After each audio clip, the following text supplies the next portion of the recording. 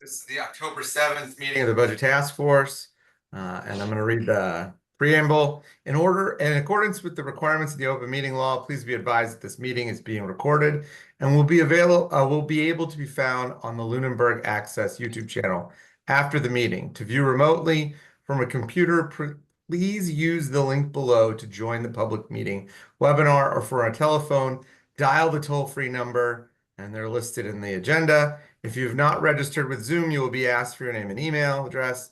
Note, there's no participation ID needed. Just press pound when asked. The agenda lists all the topics which may be discussed at the meeting and are those reasonably anticipated by the chair.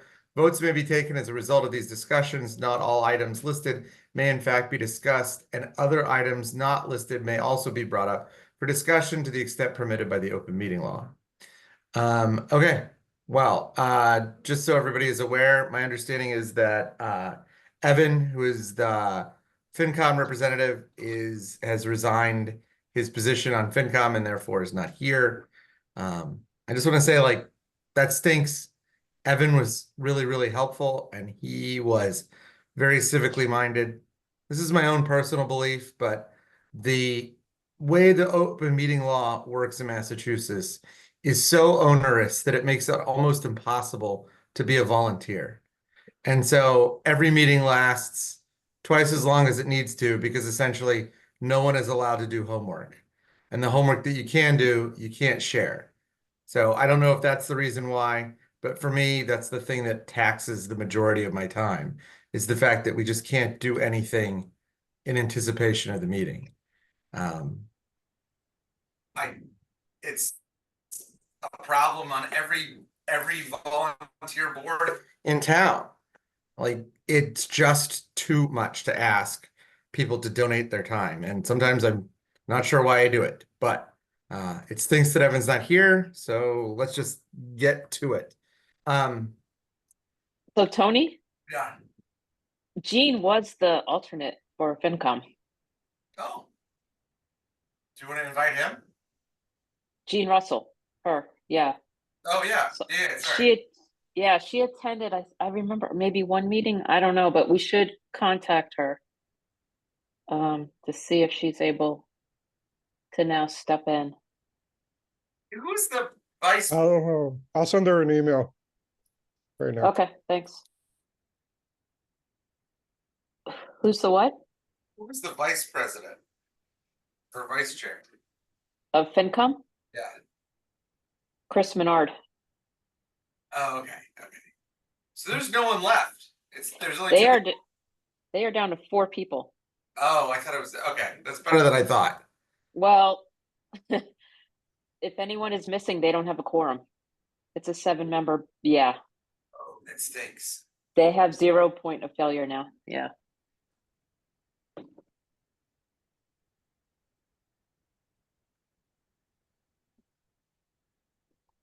Yikes, that's no good.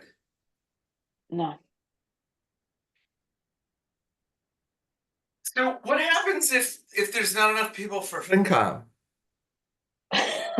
They can't meet. I don't know. So what do they do for the town? I mean, like, who takes up their function?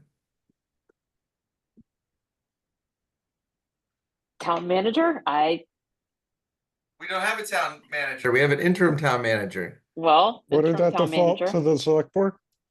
I don't know. I mean, they're an advisory committee, but I don't know that's ever happened. We don't have a personnel committee either. Okay, so this is something that I had talked to Ezekiel earlier today, and I think this is a perfect segue. I think that no matter what we recommend to the town, one of the things that we should have as our like #1 item is, I think that we need to have an outside accounting firm do a forensic audit of the town's finances. Some of the things that have happened, like when Peter mentioned that there was no fiscal forecast last year, some of the accounts that are being closed as part of the like closing up the 2024 budget. I mean, I was made aware that some of them were from as far back as 2017. And then the fact that we have not had a town accountant until Ezekiel came for months, that we didn't have a school business manager, until Dr. Gilson came. And then, the fact that FinCom is at zero margin of error. All of those things tell me that like figuring out what the financial health of the town is like is something that we can't do on our own and that we need help doing it. Yeah. So Ezzy, we have an annual audit done, right? Yes. Yeah. I forget, I'm blanking on the company, and we had a report and they gave us thumbs up year Yeah. after year, right? The previous company is Powers and Sullivan. They merged last year with Markham. Okay. The audit report was pretty clean last year. However, they don't do, typically when an audit firm does, they don't do this deep dive. They do a selection process. Okay. And That they was look my for question, is typical what's the items, yeah. difference? Yeah, forensic accounting would look at everything. So it would be a deep dive into all the accounts. They would look at the bank accounts. They would look at everything. Versus an audit would just be a higher level. This is where your state of operations are this past year. They typically just look at the 1 year and any, if you have any findings from the previous year, if you have any fixes for the current year, that kind of thing. It's more higher level Okay. than a forensic accounting. So how far back would forensic accounting go?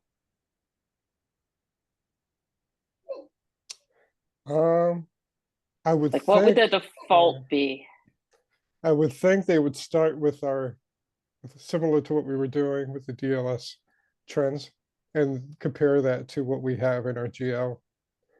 It just makes sure. I don't know. They Like, would do that could kind they of find that detail. missing, whatever that Yeah. miscellaneous non-recurring? Correct. Yeah. That was what made me originally think of it at our very first meeting, was Yeah. like, how is it possible that the town's revenue vanished, and not only do we not know where it went, but we don't even know where it came from. Right.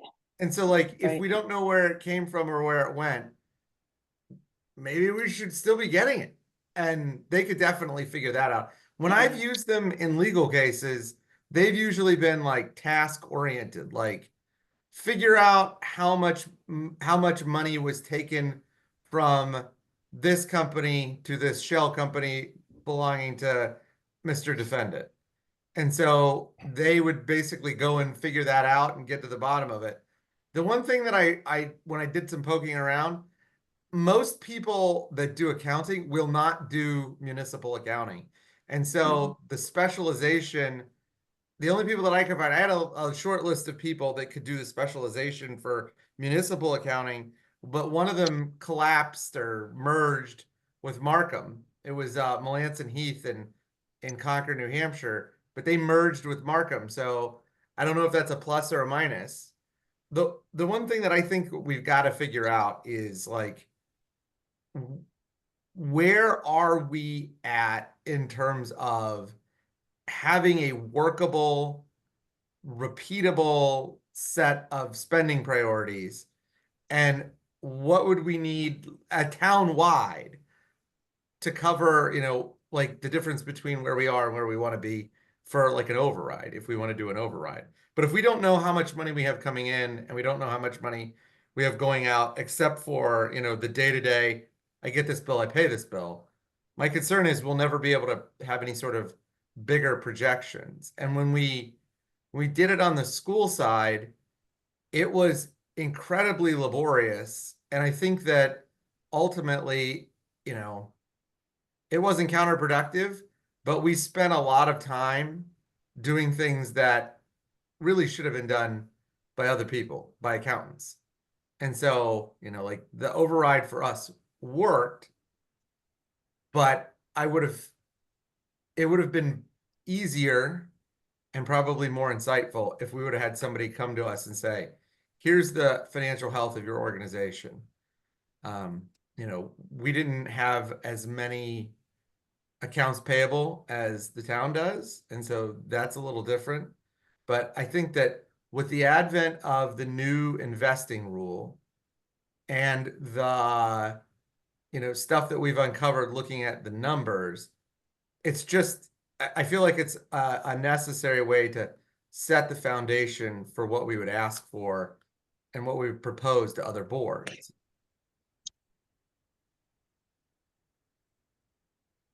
So Ezzy, are there companies that do this for municipal finance?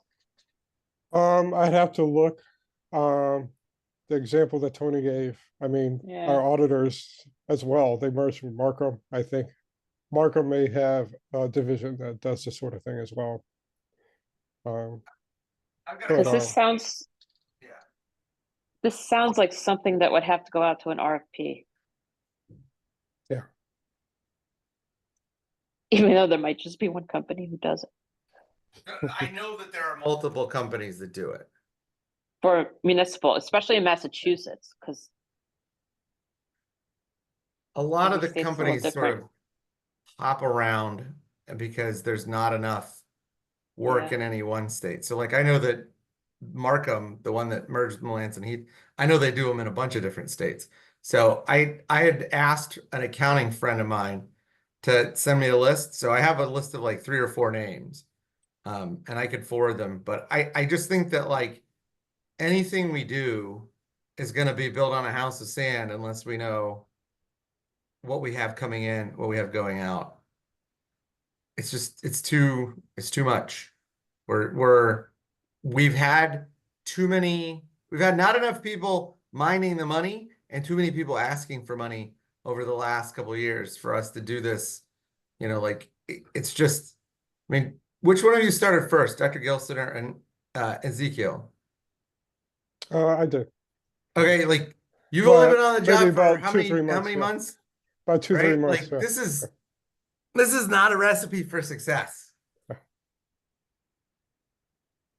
It's just we got to have something more concrete.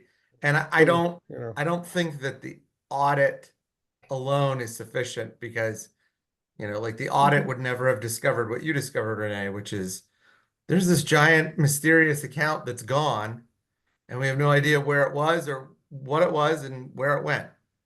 So like, you know, that kind of stuff just gets missed by an audit.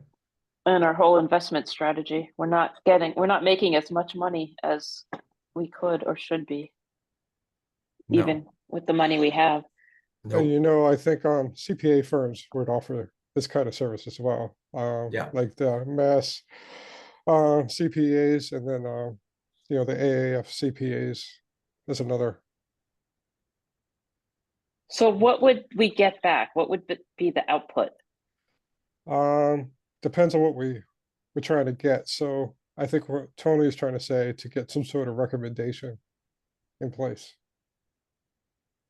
So do they recommend on investing, on single rate, split rate tax? I mean, the whole everything? No, my understanding is you can task them with anything.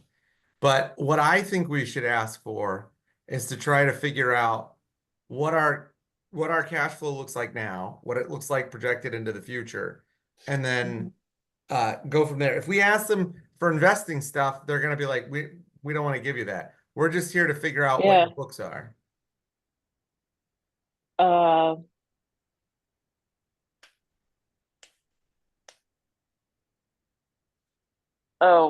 like even fee schedules, things like that. I mean, I'm just trying to get an idea of what the bounds are and what we get back, other than Investment advice, because they would say that would be something that investment people should do. I've had them do basically, I mean, I've used them in a couple of different cases.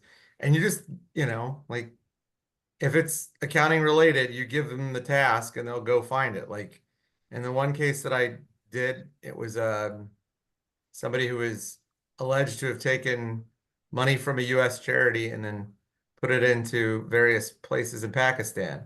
So they just had to, you know, they had to follow the money through, you know, hundreds of thousands of international business transactions. And they were able to do it. It took a while. I do have to say they're going to be expensive because they're almost always lawyers and accountants. So you don't ever get like a flat a discount rate when you combine lawyers and accountants. You get lawyer fee and accounting fee add together.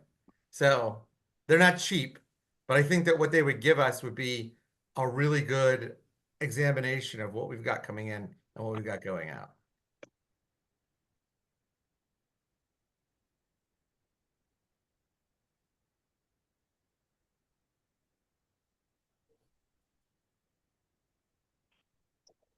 Kate and Susan, what do you think? I don't think it's a bad idea. I think that it can't hurt to have a more thorough look to make sure that we have all the right internal controls in place. You know, on the school side with the consultants that were working with us, while we did not have a finance director, you know, they mentioned that some of the ways in which Lunenburg did things is not what you would see as standard practice in other districts. So I think it can't hurt, I don't think, to take a look, because if there are things that we can be doing better, or procedures that we could be tightening up, just in terms of the regular day-to-day practice, set aside the questions around fiscal health in terms of trends in money in, money out, that sort of thing. Susan, thoughts? I think it's a potentially a good benefit to helping to, because the TMS consultants did say that, you know, that Lunenburg was a little different than other places that they had been, and maybe it'd be a benefit to establishing like control factors. I mean, there's always something to learn from someone somewhere, as long as it's the right person. You know, so I think those are my thoughts. You know, I know that both Izzy and I have not spent much time in Lunenburg yet. So maybe that would be a benefit, because there have been a lot of people, basically there were a lot of positions that were vacant on the school side and the town side. Izzy, what do you agree with that? Or I don't know, you might have another opinion. Hi.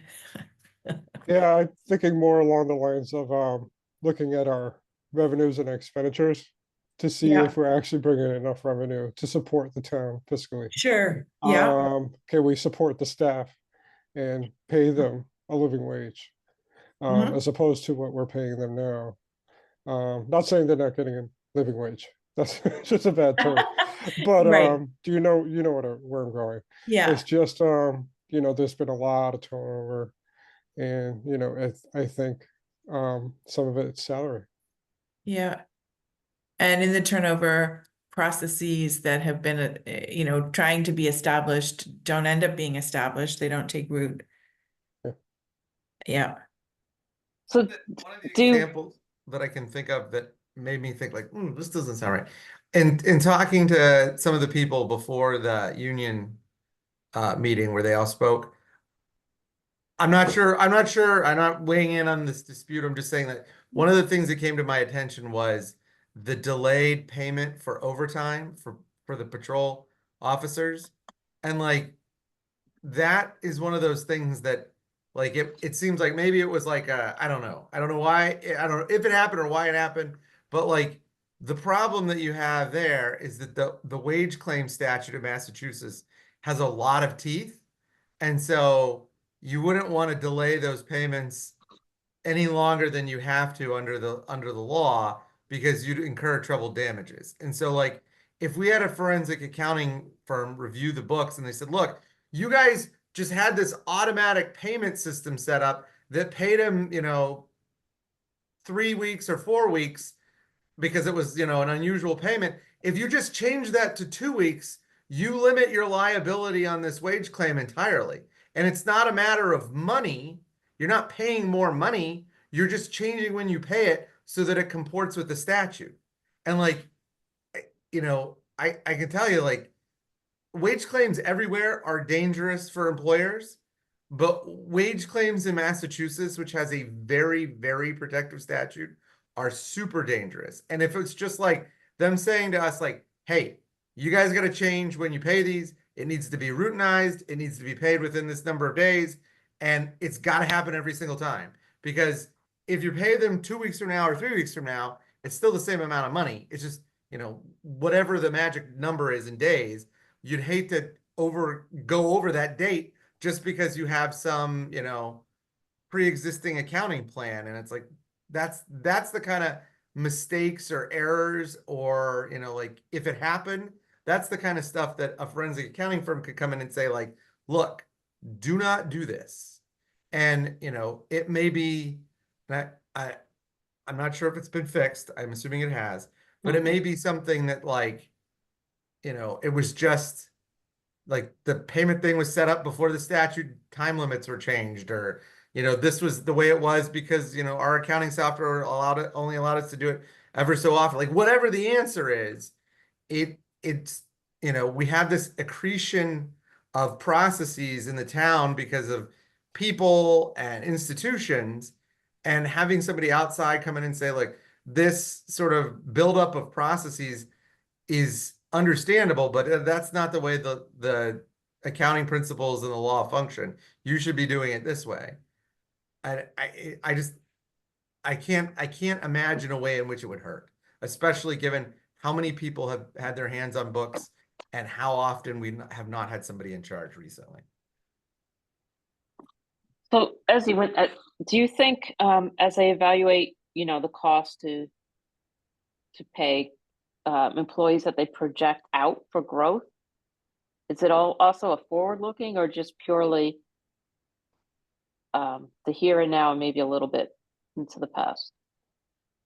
I think depends on what we ask them for.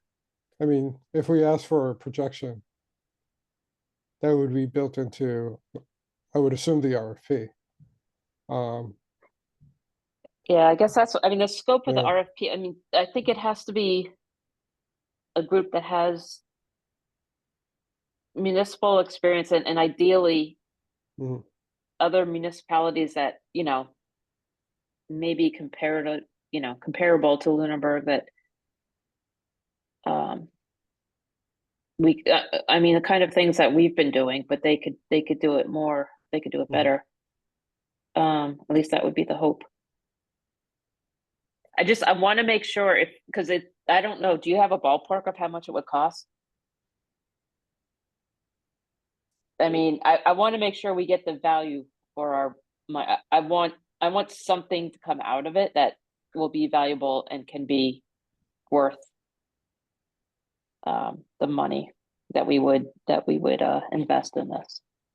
My guess is that you're talking about somebody between $400 and $600 an hour.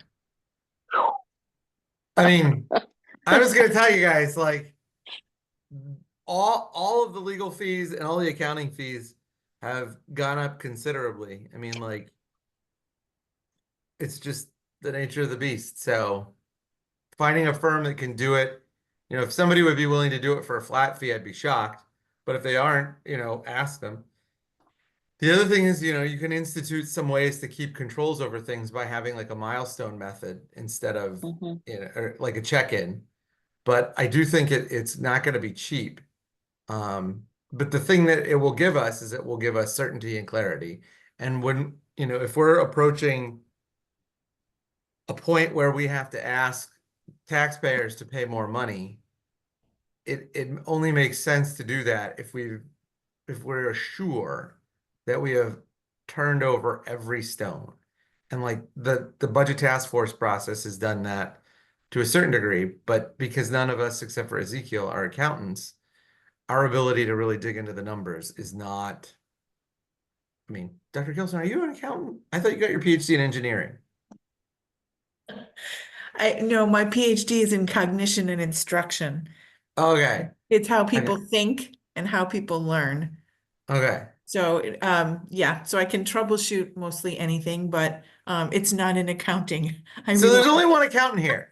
And I Yeah, think that having these people would really help.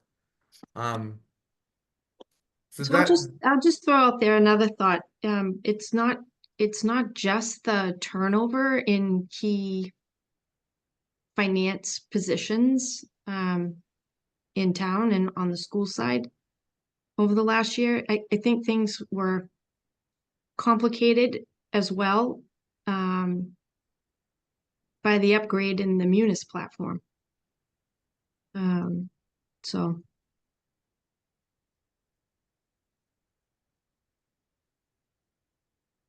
So how many years, I don't know if anybody knows this, but how many years was the initial program that we had? How many years was it upgraded to? My recollection is it came up 11 versions. Is that close to right, Izzy? I believe, I mean, I wasn't here, it was past October, but I believe the version was 2011. And it went to 20, we went to 2021. So it might have been 10. It was But without big. but without the incremental increases and patches, that giant jump caused a slew of problems. Yeah, You can't just go 10, 10 grades up. And there was not sufficient training for everybody who's Or using it. or support from Tyler Exactly. to manage the upgrade. Yeah. and There should have been I, some sort of change manager or contractor hired to Yeah. help support the town Yeah. with the change. Yeah, and at points in time, I think different departments, including us from time to time, weren't sure that the numbers that we were looking at were accurate. I know that there was concern from the sewer department, I think also maybe from the assessors. So I don't know. I don't know if that ends up being a factor at all. It was just a thought that I know that was a point of frustration for many over the last year, particularly given that we didn't have key finance people in place on both sides of the house. So just a thought.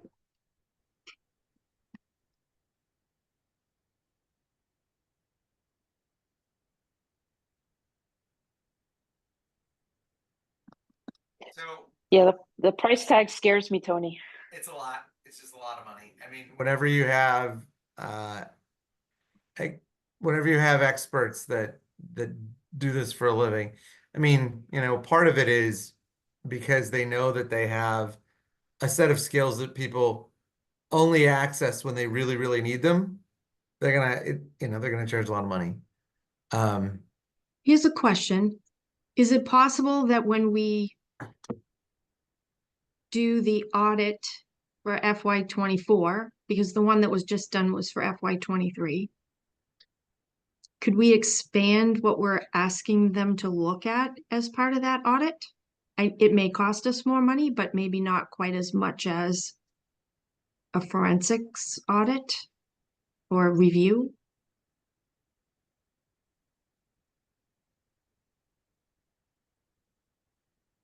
I don't know.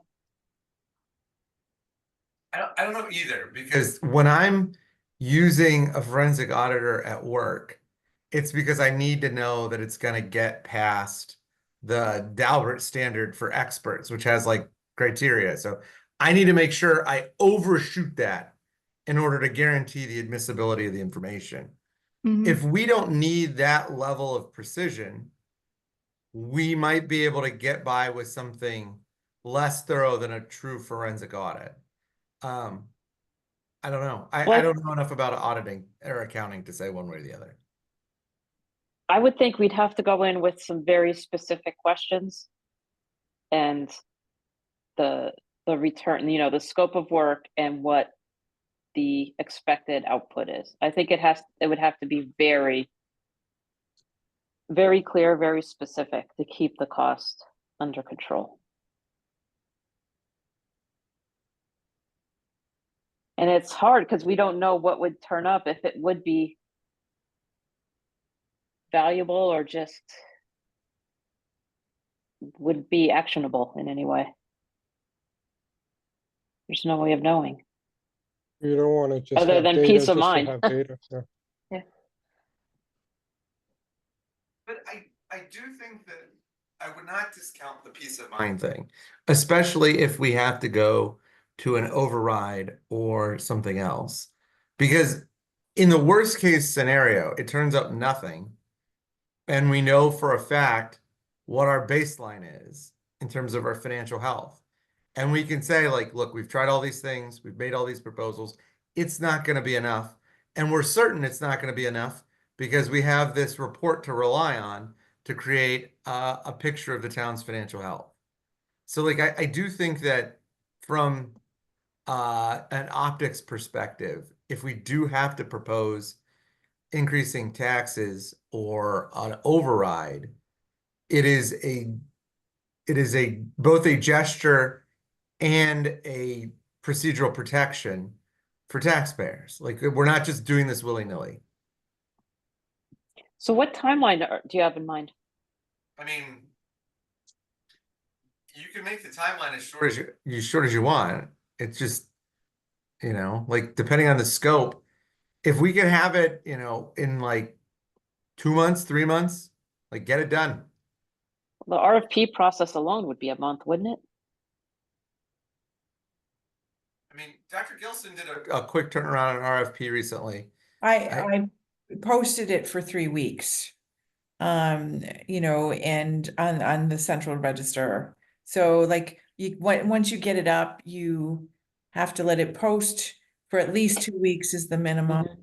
And then people bid on the project. We haven't even gotten to the bidding stage yet. The bid submissions are due October 16th. But the RFP or the RFS was very specific about milestones and what we wanted.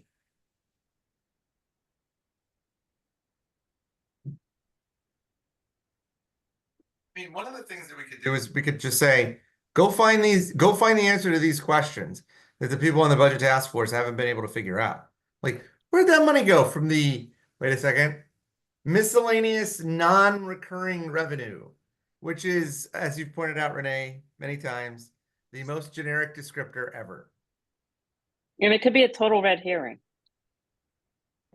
But what was it? It was a $600,000 red herring? It's several 100,000, yeah. I don't remember exactly how much.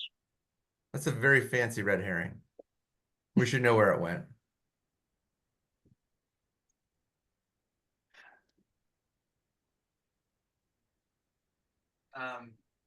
So I got two proposals outside of our meetings, both from Brian Leighton, who talked about having the town offer, not force anybody, but offer a high deductible, high Yeah. premium health insurance plan. And he had Yep. a lot of, that seems like a no-brainer. I mean, Yeah. the other thing that he had talked about was something that we had talked about before. He sent me an email from somebody in Townsend that did the community preservation? I forget what it's called, but that's basically the matching fund thing that we had talked about before. The CPA. Yeah, and they said that it worked out for them in Townsend. So maybe they just got in earlier than we did, but I want to make sure that we have thoroughly explored that possibility, because if it's matching funds for things we're already going to do, then it seems like even if we don't get a ton back, it's better than nothing. Yeah, what did Carter say? It's the match has decreased over years, and what the money goes towards is very specific, and there's a time component, right? Do I remember that right? Yes. I feel like the towns who are CPA communities got in early and are still in, have stayed in. Yeah. I don't know why, but maybe because habit, I don't know.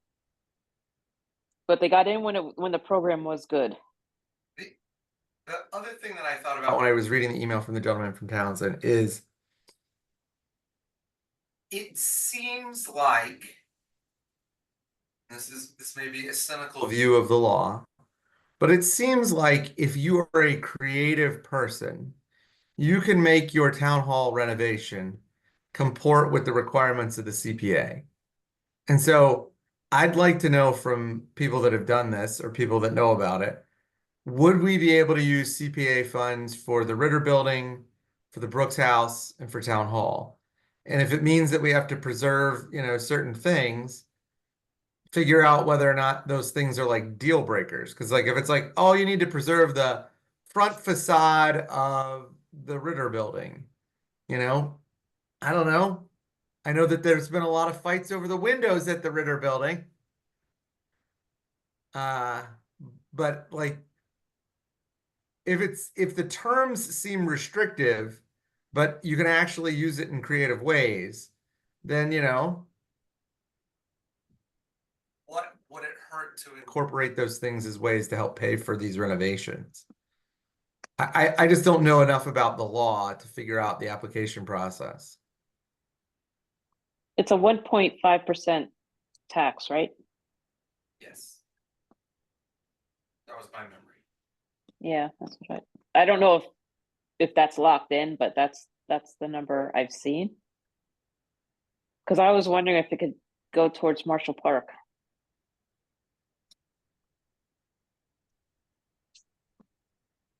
But doesn't go towards employee and personnel salaries, or I think we need more staffing as well. So so those were the two things that came in from Brian, and like the high deductible, high premium healthcare plan. It's if you're like a 20 something and you're just starting out and you like, run marathons for fun, like you would be silly not to take the HDHP instead of the much more expensive Cadillac plan. And then when you get to a certain age, you just switch over, yeah, he presented it to FinCom. I was going to bring it up at select board tomorrow night because there's also, I'm going to mess up the acronym. I think it was Mary Foyle, was it? That spoke about a group, LEC, or I can't remember the acronym, that I think maybe, I can't remember now. They have reps from the different unions maybe, and they look at healthcare options. Like am I remembering this? Yes. I thought she presented to FinCom, right? That they would I somehow think be she involved. spoke, I think she spoke at public comment when it had been Yeah. discussed.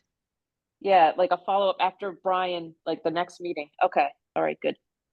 Like they would somehow be in, like, I don't know how this moves forward. I don't know what the process is.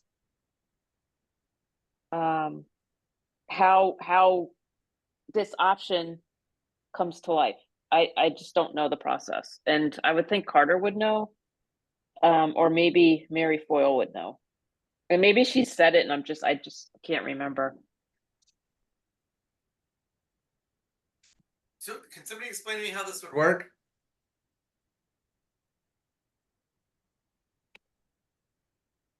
The high premium, high deductible? No, I know that one. Oh. The one that Mary was talking about. Yeah, I would if I could remember.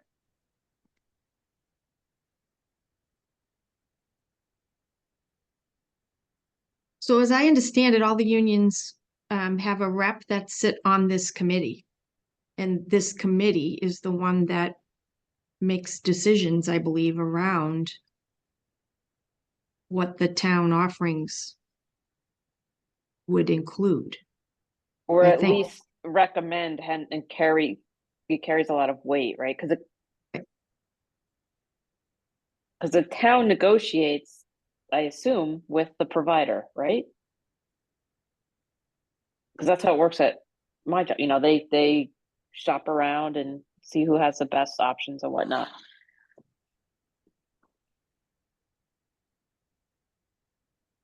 I could, For next meetings, I could reach out to Mary and ask her for more details. Yeah, I know she gave a lot more details in her public comment, but it was too long ago for me to remember. She always comes prepared. Yeah. Because I never heard of this committee before.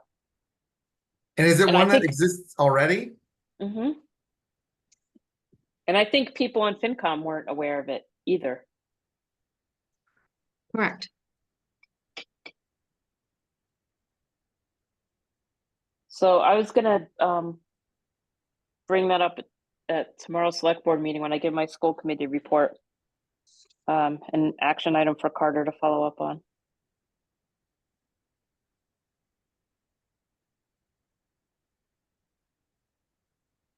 So if we're looking at the list of other ideas, and I kept this as sort of like a punch list. Going down from the top, the first thing that Evan mentioned was consolidating and improving investments. And I think that's going to be taken care of by a warrant item. Yeah, The next one was to reduce duplicative town work and school expenditures. So, one of the things that's been talked about, and I think we should probably just hash it out now, is whether or not we would recommend consolidating certain town functions. So I had a chance to talk to Dr. Burnham about this on Friday, and I think that what the school district would say is because of the number of units and number of devices and the specialized nature of the programs that they run, like iReady and iExcel, are those the two? No, they're two of many, many. Many, but those are the ones that like pretty much every kid hates because all of them have to do it. My children are doing it right now, which is why it's quiet and no one is interrupted. It would be really burdensome to share IT because what would end up happening is if the person was properly servicing both contracts, just by the number of devices and the number of programs, they would be in the schools all the time. So even if we consolidated, it probably wouldn't save any time or money because we'd have to have the same number of people we do now. The other thing, and Dr. Burnham, you can correct me if I'm wrong, but the other thing that we had talked about was consolidating like snow removal. And I think that's more doable, but I think that we may run into a similar problem, which is if we consolidate snow removal, it may mean, like if there's, 6 and 6 right now, and we consolidate, we might end up with 12 people instead of, go down to 10. And the reason why is because the schools need snow removal around the clock, it would not have the same level of, sort of set it and forget it. So like once you get the roads cleared, so long as it's not cold, dark, or continuously snowing, the roads and the cars on the roads will kind of keep things clear. But with sidewalks and stuff like that, they don't have the same churn. And so they have to be cleared throughout the day on a more regular basis than the roads do. And as a result, it may not be much of a cost savings, even if it's consolidated. The other thing that we talked about, and Dr. Gilson and I talked about this earlier, was the way in which the current like PO stuff from the school is reviewed by town. It really does just double the work because we draw up all these plans and then they have to be submitted to the town, and then the town approves them after we approve them and they submit them back. So like it's not adding any sort of, value added, and it's not offering any sort of, like protections against overspending because the budget is what the budget is and the town already knows that. It's just making two people do the same task. And that doesn't make any sense. So that would be another way to eliminate duplicative work is by streamlining the purchase order process to go through just the school side unless required by law or charter. Because as it is currently set up, Dr. Gilson, you could probably give a better example, but as it is currently set up, we're just having somebody do the work twice.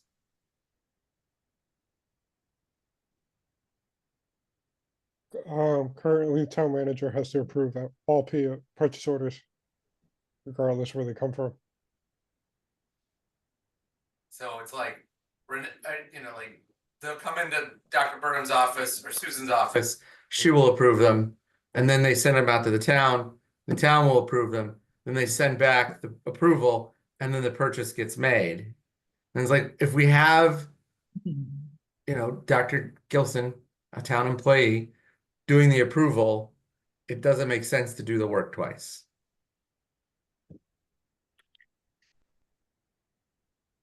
Is there anything you want to add, Dr. Gilson? Well, we may be very good on controls there. I don't know. What do you think, Izzy? I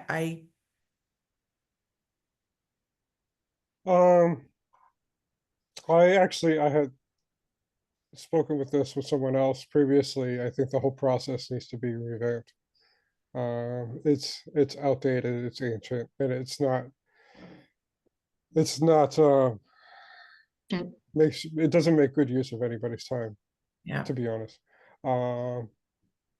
We started putting controls in within the last couple of months, but there's a lot of work that needs to be done.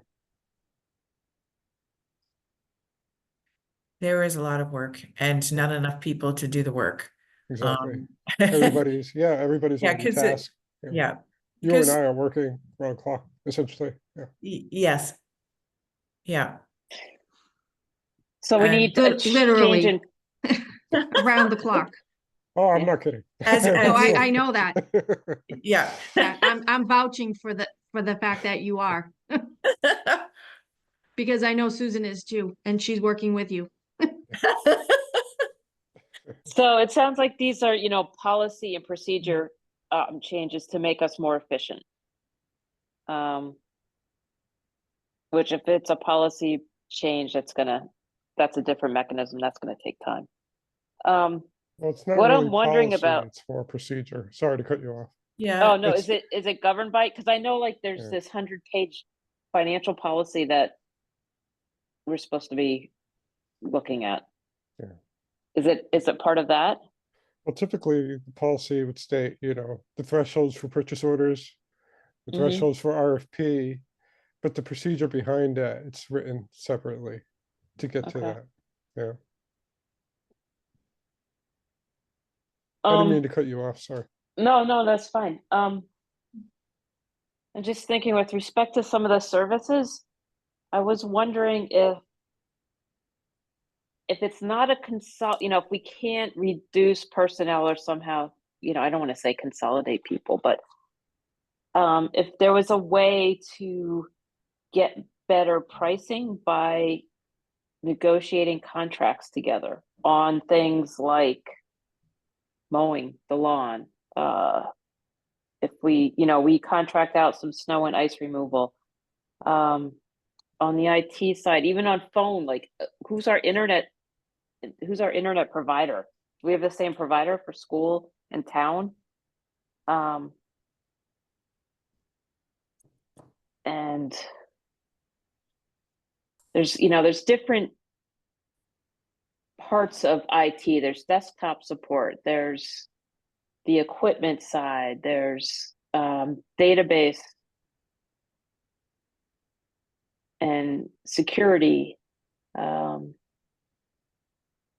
And I don't know how that is handled on both sides and what contracts are. I mean, I know we have SUSER for support now. But even simple things like grass, like mowing the lawn, is there any way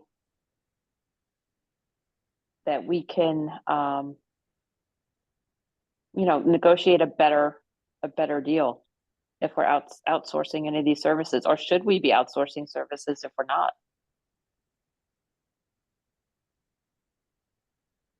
I think maybe, and I don't know, Susan, Izzy, you can jump in on this, maybe we don't do ourselves a whole lot of favor by combining and bidding out once, because the bid number is gonna come back in even higher.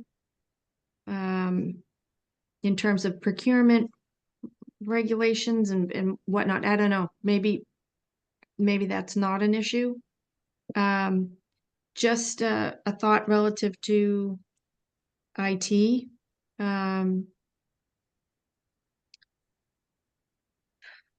Three and a half, 4 years ago, we had an IT director, one full-time IT director that was paid 50% by the town, 50% by the school. Mhm. That model had all kinds of flaws, and ultimately we moved away from that. When we moved away from that to contracted service, we had separate contracts, but with the same provider. And what we found on the school side was that our contract was not being honored, because they assigned the same people from the company to be the liaisons to the school and to the town. And those folks were always working at the town side. So we have tried different iterations of shared IT, and it has not worked out. It hasn't worked out well for the school side. I can say that for sure. But The if model you that had we've one- got. Sorry. ahead. Have you had like one vendor and had dedicated contacts for town, dedicated contacts? Because school is kind of, with all of the privacy, whatever, there's a lot more regulation around the school, right? Right. The data, the test, all of that. Yep. So we were supposed to have our own folks here on site 2 days a week. And Mhm. what I'm saying is the company assigned those same people to be the on-site people for the town, and those people were not present on the school side 2 days a week. So they They didn't fulfill their were- contract. They were working on the town side So multiple days. they violated their contract. That's a bad vendor. Yep. The model itself, that model should be okay if they follow the contract, if it's laid out like that, right? Well, maybe time will tell. Maybe if the town ends up with the same service provider that we have now that we're very happy with, and that works out, then maybe we could potentially explore one contract with very specific Yeah. asks. You know, the challenge becomes when one side, right, the town side is satisfied with the way things are going, but the school side might not be. When it's one contract, Mhm. I don't have the authority then to end my portion of it. Whereas if we had our own contract, Mhm. we could potentially end our portion of it. What about even phones? Do we have, are they landlines or are they voice over IP now, right? We have not had the capacity with the cabling at one of our schools to be able to do voice over IP. So that's a work in progress. Is that the Turkey Hill? Hmm. Isn't the E911 update gonna make us required to have Yeah. certain functions in our? Dr. We Barton? will have to have certain requirements met. I don't think that voice over IP is one of them. And your phones need to be capable of doing voice over IP. So again, that it's definitely something that we would be working towards. Renee, one of the things we could do if we were contemplating going with a joint IT provider is we could give, you can write a contract to give more than one person the ability to terminate the contract. And so that would, if the authority rests with one person in school and one person in town, then you would retain effective control over them because you would be able to terminate. The problem would be if we did that and the town was happy, but the school was not, or vice versa, the party that was unhappy would be left out in the cold. You'd be like, well, I was fine, and now I don't have a IT person. You'd hate to have that happen. The other Yeah, thing, the unless- other thing yeah. too is that I don't know that we would necessarily get a better deal if we had one contract. Because I believe that they end up, you know, your contract is based on how many hours they're providing you that support. So as an example, when we were looking at budget cuts, I had the capacity to say, you know, nope, we would cut back Mhm. from 2 days a week on site to one. And again, that's all kind of factored in. So if they have if they know it's X dollars an hour and we're making a commitment to an 8-hour day, 2 days a week to the town and 2 days a week to the schools, I think they're just going to calculate the straight, because they have to pay the people that they're sending. So I don't know that there would be, I could ask this hypothetical to the group that we work with, but I don't know that there would be a discounted rate because they are also picking up the town side on the contract. Because they charge by time. Yeah. I mean, I'm thinking, you know, it's more people who have to travel. Well, no, these are different people. I'm thinking, you know, I get this all the time. We're doing tree work in your neighborhood, you know, since we have the crane here and the bucket truck. Yep.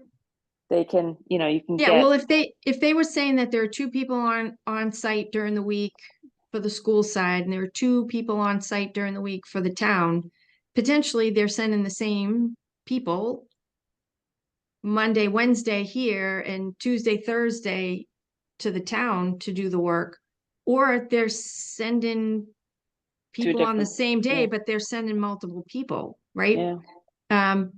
Regardless, I don't know that there'd be a lot of savings there, because again, it's going to be billable hours based on the staffing that they're providing. What about on grounds?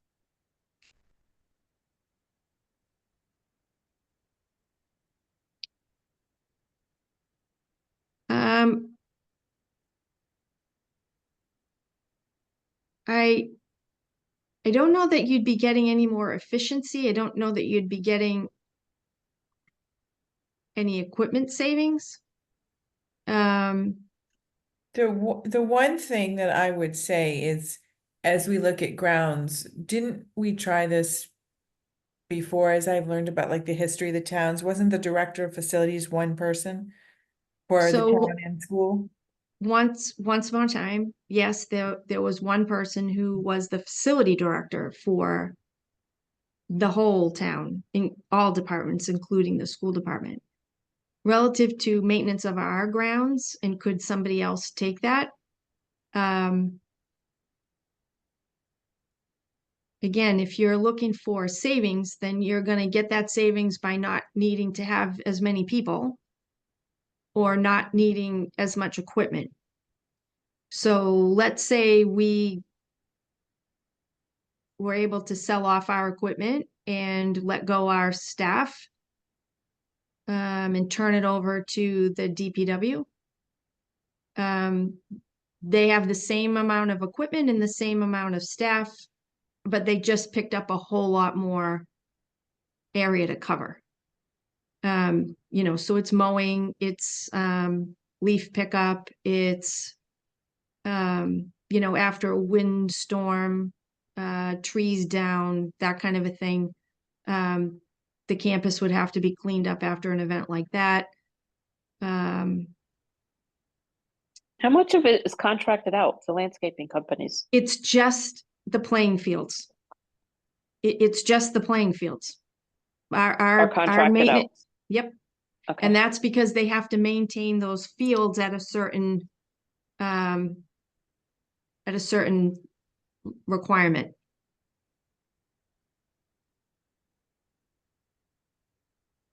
So we do not contract out for the campus. It's just for the grass playing fields. What about snow removal? So as I said, when we had this conversation during the budget cycle, at a finance committee meeting, if we were to let the DPW do all the plowing of the school campus, that's fine, except that they're not gonna get to it until they finish the roads, which means that days that I might have been able to open on a delay, I'm likely going to be closed. And days that I could have opened on time would be a delay. Maybe. But how much is contracted out? Nothing on our side. Nothing on snow? No. It's our grounds and maintenance people that take care of that. And our custodians who clear the sidewalks around the buildings. So it's our maintenance grounds crew that, do all the plowing here at the middle high school, TCP, Turkey Hill, the primary school. So the town contracts out some snow removal, right? Do you know? I know we run at a deficit. Yeah, every there's a year. snow and ice deficit, that's supplies as well, but yeah, they do. It's a hybrid kind of Yeah, correct. DPW plus external. Yeah. Which if you only had your DPW folks and they also had to take on the schools, I don't know what that does to your overtime budget. I mean, it may end up costing more money. I don't know. What other things, I mean, utilities, what other things are there that everybody uses that could be combined?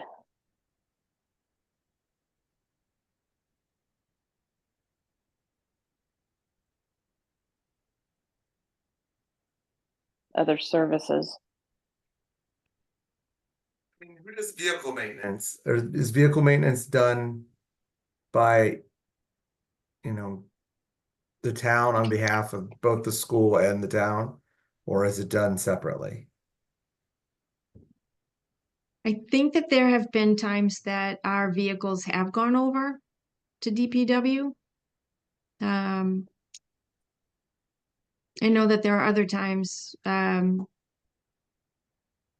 it's gone off to a different mechanic to have work done. Is there any chance?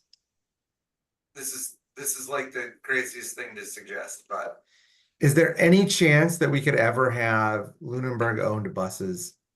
Our busing costs go up. Renee, I feel like we could I buy know.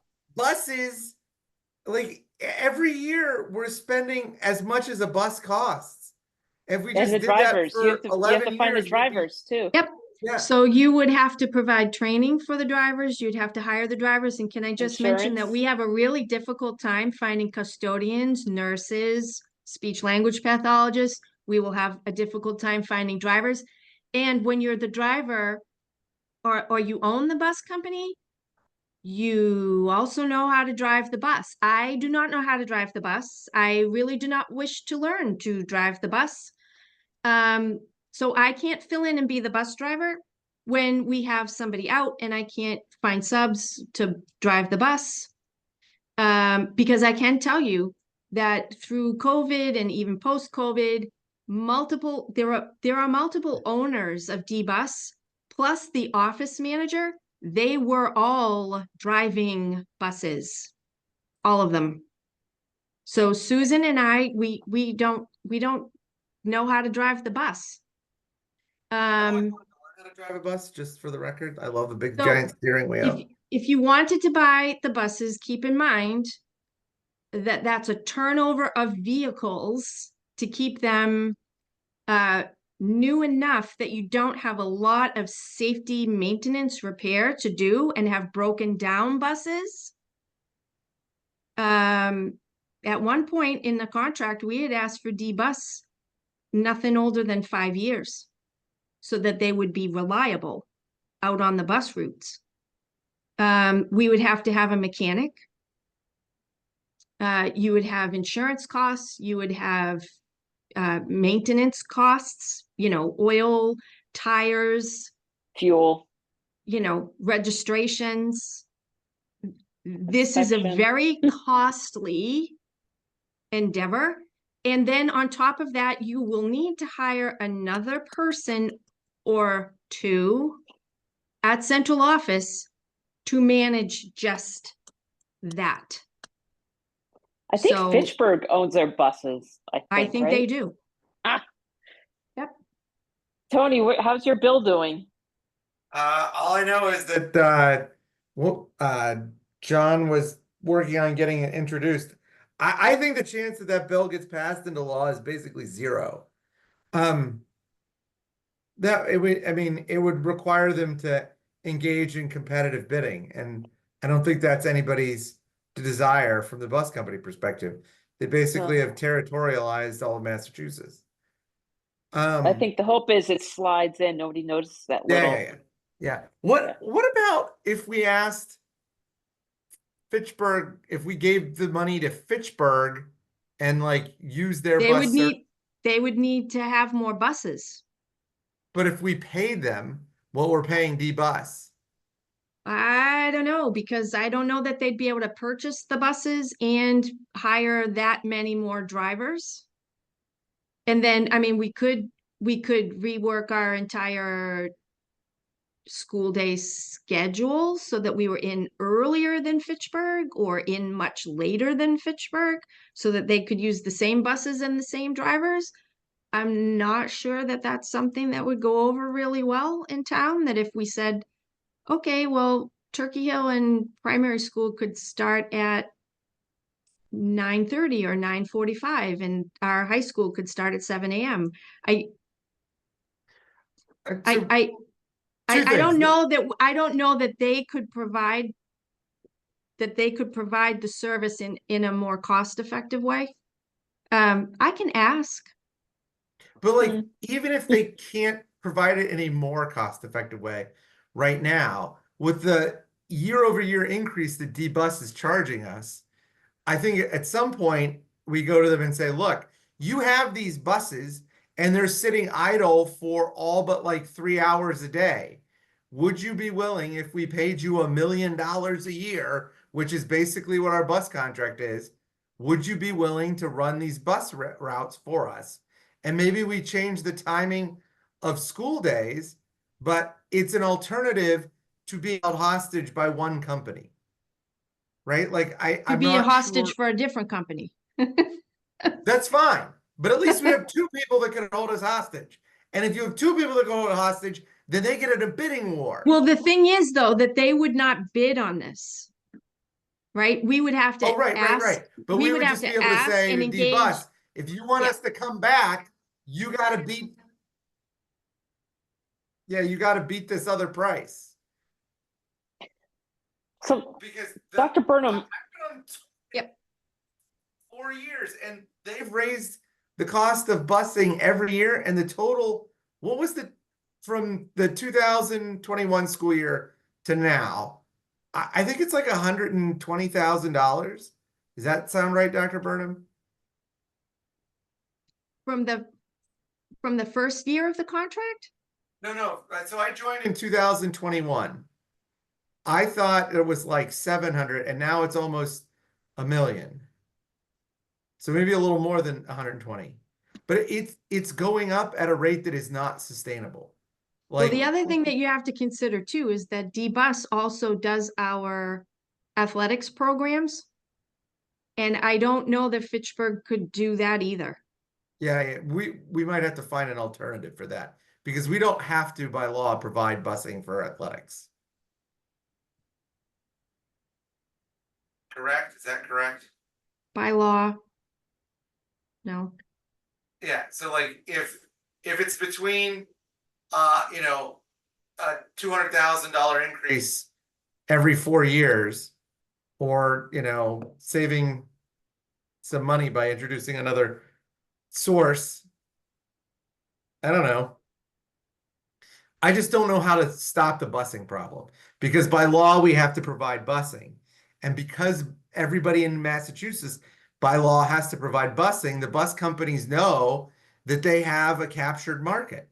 And until they decide to bid against each other, and when was the last time we got more than one bid? I really don't know. It hasn't happened in my time here, but I think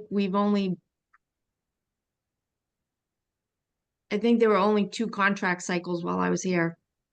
But if we're not getting competitors, we can't do anything about we're basically locked into perpetually paying them as much as they want. And we don't get as much reimbursement as the regionalized schools. We don't get Which any doesn't help. reimbursement. Yeah, so that's something our legislators can help with. I mean, that's ridiculous that we get nothing. I was wondering, you know, the buses, do you know if they're full? You know, do we need the big buses? Can we have vans or, you know, I see a lot of school bus, you know, vans on Yeah, the road. we couldn't get by with vans. Not even partial, like the- replace a bus. No. One year, well, maybe 2 years, we had 10.5 buses. So there was an 11th bus, but just for the second bus run, which would be for the K-5 kiddos. We Mhm. didn't need an 11th bus for the 6-12 age group. You will see buses that are not full, particularly for the middle high school run. But keep in mind that is turnover related to seasonal sports or afternoon clubs that the kids stay, but that's, you know, only 1 day a week. Mhm. When the club is running, I'm not getting on the bus, but the 4 other days I'm getting on the bus, so there has to be space for me. Kids who play a fall sport, but then they're back on the bus for the winter and the spring. And there are days that practice is canceled. Those kids have to get on the bus to go home. So the seat has to be there for them. Mhm. But yes, it will appear when you watch the buses roll out in the afternoon, particularly from the middle high school. Yeah, they're not full. The buses for the K-5, however, tend to be pretty close to full, all of them. Even recently, we had to make an adjustment to one of our bus routes because one bus didn't have any more available seats on it, but we had new kids looking to be on bus transportation.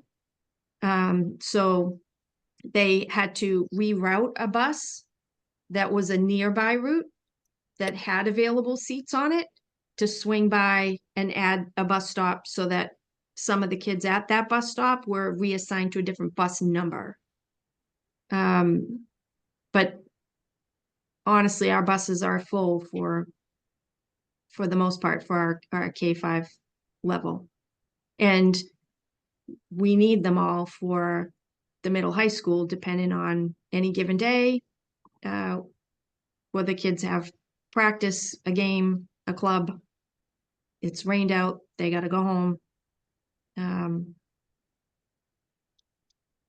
Because we look at that because I really was trying to find some savings there to keep us down to 10 buses last year.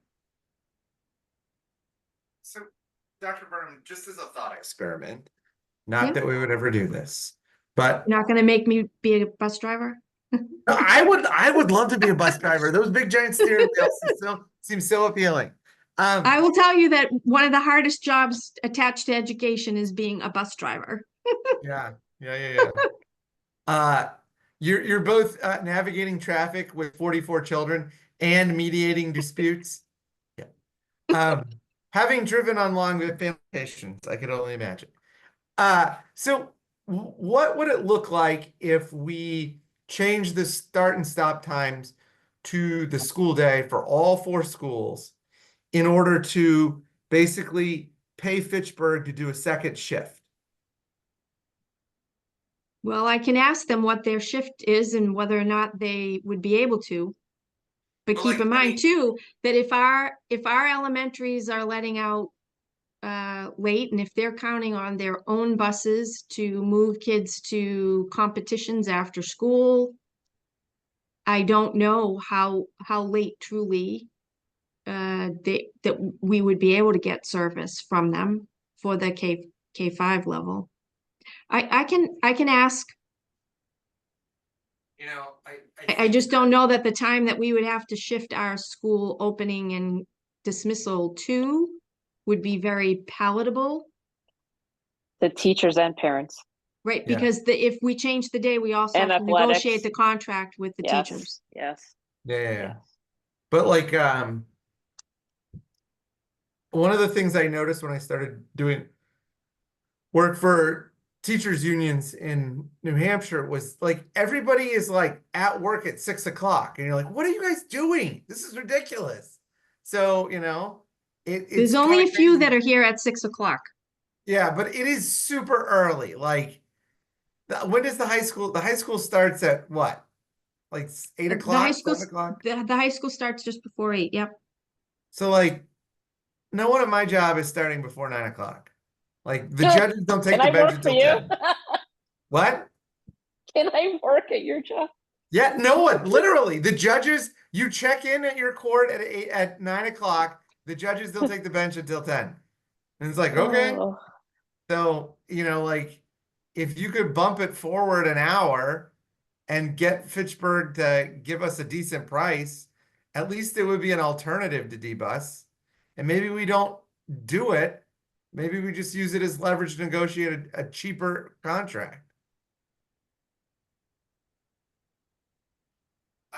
You know, the state says it's law, we have to provide transportation from 2.5 miles radius, whatever out. We bus everyone in Lunenburg. Yet we get zero reimbursement. Correct. And largely, we bus everyone after 2 years of conversation at the school committee about the policy, because we have almost no sidewalks in town, so it's not safe for kids to walk to school. And that becomes a safety issue that parents raise and want consideration that their child needs to be put on a bus because they cannot safely walk to school. And the school committee considered that for almost a full school year. They discussed the ins and outs of all of that. And then finally agreed to change the policy that everyone was eligible for the bus. Yeah, we're forced to bus, but we're penalized for not being regionalized. So we follow this, we have the same mandate to bus that regionalized schools have, yet we get zero reimbursement. We should get something. We get nothing. That's not right, in my opinion. I know regionalized so they could travel a greater distance, yeah, fine. But still, I mean, Lunenburg's pretty big footprint. It's not like Maynard, very compact, Right.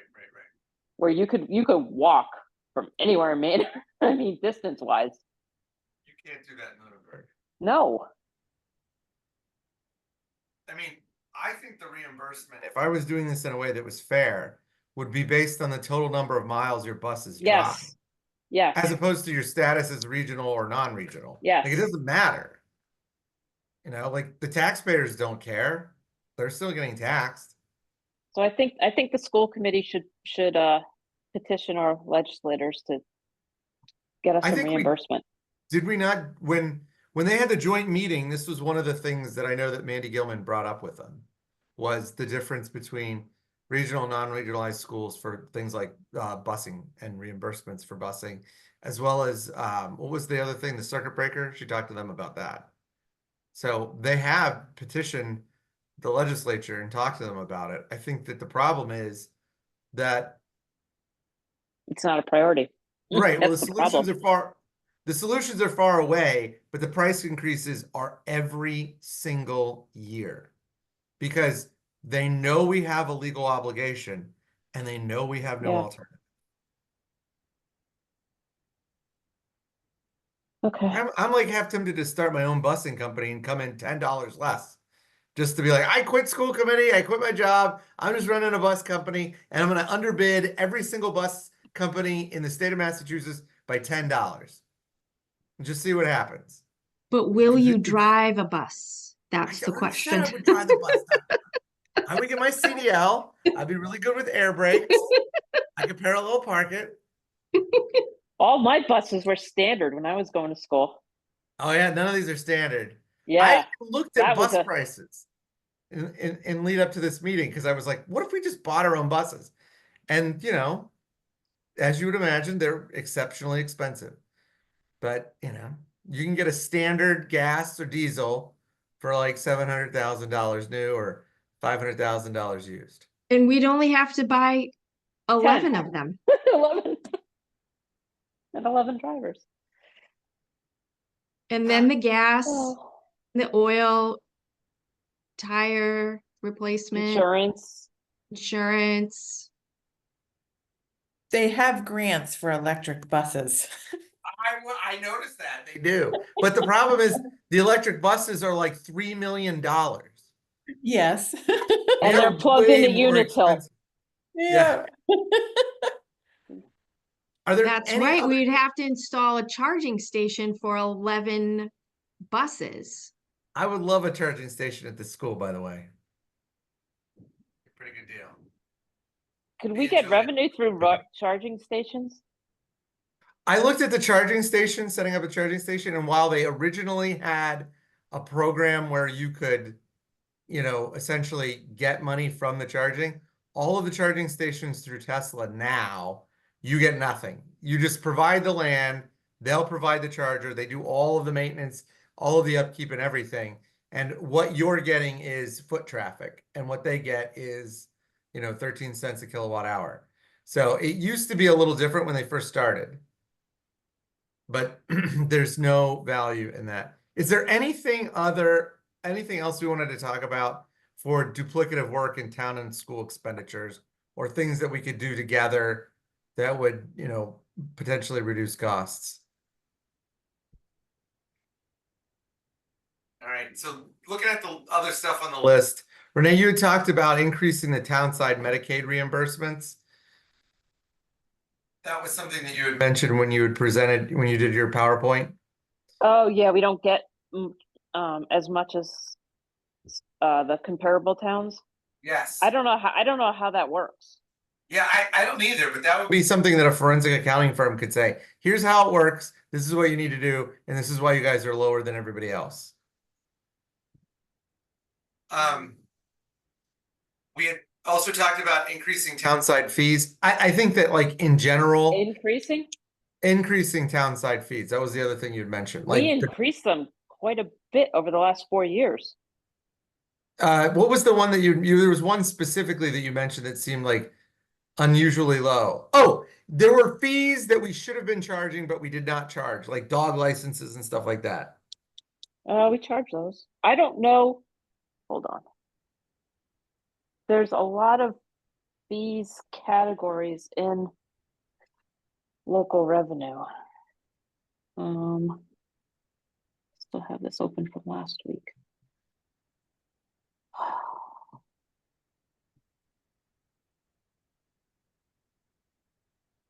Yeah, so our fees increased 46% from FY 2019 to FY 23. That's a lot. I don't know what's in those fees.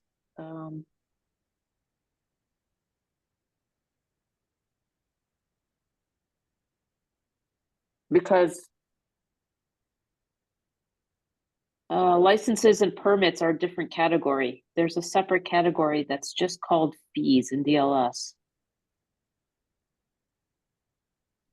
This as specific as miscellaneous non-recurring. Yes, yes. So this could be a forensic. Yeah. You know, Yeah, because one of my questions was what's included in the quote fees category. looking at the fees that the school charges, as long as we do it in accordance with the metrics set by the free and reduced lunches, I think that there is good reason to raise the fees across the board for the school because they haven't been raised. How long has it been, Dr. Burnham? I mean, it's been since before you came, correct? Correct.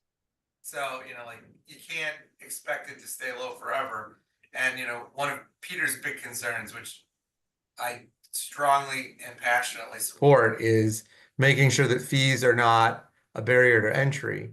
But as long as we tie them to the reduced and free lunches, we should be okay. So, increasing fees on both sides of the house might be a way, but it's not going to be a lot. I mean, it's not going to be a ton of money. It just won't be a ton of money. No, The next thing on the punch list is to track down miscellaneous non-recurring revenue, which reminds me of that Ralph Wiggum quote from The Simpsons where he asks Lisa if she likes stuff, because that's basically what that is, stuff. And you're like, okay. We still don't know what that is. Dr. Burnham had mentioned reviewing the agreement for the AT&T cell tower rental and trying to figure out if there are other places in town that Mhm. cell phone companies would be interested in renting for purposes of erecting a cell tower. that can be significant amount. Yeah. Yep. Like then now we're talking double digit thousands, right? Mm-hmm. For a cell tower. Yeah. I mean, I know a couple of places where we did some of the land use work for them in New Hampshire, where it was like a really premium location. And that's basically all these people do now. They retired from their job and they survive on income from cell towers placed on various parcels of land. So it is something that could generate real money. Just we got to figure out where in town we could put them. And the one that we have now is pretty ideally placed because it doesn't do anything negative for anybody, but it's all tied to the turf field, right? It's basically how we're paying for the turf field. In So, part, if we could put one on top of the Belfry in Town Hall, see if T-Mobile needs one. I thought we had some we up do. there. Doing? There is Mm. something up there. Yeah, I don't know which carrier it's with. Or it might, I'm wondering if it might be a repeater.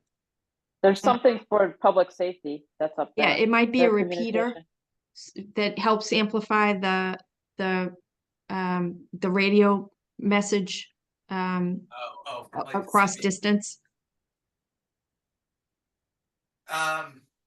We also talked about increasing or improving revenue generated from solar panels, and as an addendum, Dr. Burnham, did you mention this at the school committee meeting about putting solar panels on the parking lots? Not at a school committee meeting, but we did talk about that. Yeah, so I mean, that would be a way of generating increased revenue, but it would obviously come with a lot of red tape, and it would not be instantaneous revenue. Like I don't, how long do you think it would take to put them in place? That's a good question. I really don't know. I mean, if it's like 2 years, that's worthwhile, but if it's like, the length of time it takes to like build a building, then that's not going to provide immediate relief. So you're talking about the ones in the parking lot that you Yeah, park like under? if when Yeah. you go Like a past canopy? MCI Cedar Junction, they have them on their parking lot, their employee parking lot. They have them at the parking lot at the Acton, the Children's Museum in Acton. Yes. Yes. Fairly recently they did that. Yeah. And REI in Framingham also has had them for quite a while. Yes, I love that. I love that setup because it's both like a car covering and Yes. yeah. Yes. So exactly. maybe that's not a bad idea because it would offer a lot for the employees. I mean, it basically means once you get to work, you never have to shovel snow off your car. You would probably lose some parking spaces and the pillars that hold them up. So I don't know if parking's tight already. But you might lose some parking spaces as part of the installation. But yeah, I like them. So maybe that's a way to generate some extra money. We talked about increasing the school site athletic fees and participation fee. We've already reviewed that. One thing is that Dave Blatt gave a presentation to the school committee, and he is working on getting a grant for phase 2 of the AC. Phase 1, there was a grant, correct, Dr. Burnham? We did qualify for the grant. Phase one, there was no grant, but the units that we installed are eligible for a rebate. Okay. So if we can get the green grant funding for the mini split AC system, that would be, I mean, how much did the one cost? The phase one, we had $232,800. Yeah, so I mean, that's legit money. I mean, it's not a constant source of revenue because we couldn't refit. Could we do them in Turkey Hill? I mean, we talked about Yes. doing it in Turkey Hill. That's So- the plan, that we would be looking, assuming that we can make the deadline, which I don't know how promising that's looking at the moment. But the thinking was that if we were able to submit the grant for phase 2 at the primary school this fall, it would be awarded in the spring. We could do the work next summer. It would be completed. Once it's completed and signed off, because it was grant funded, we would then be eligible to submit another proposal for grant next fall, and that would be the Turkey Hill project. We talked about switching investments from the legal list to prudent investments. We've already covered that. I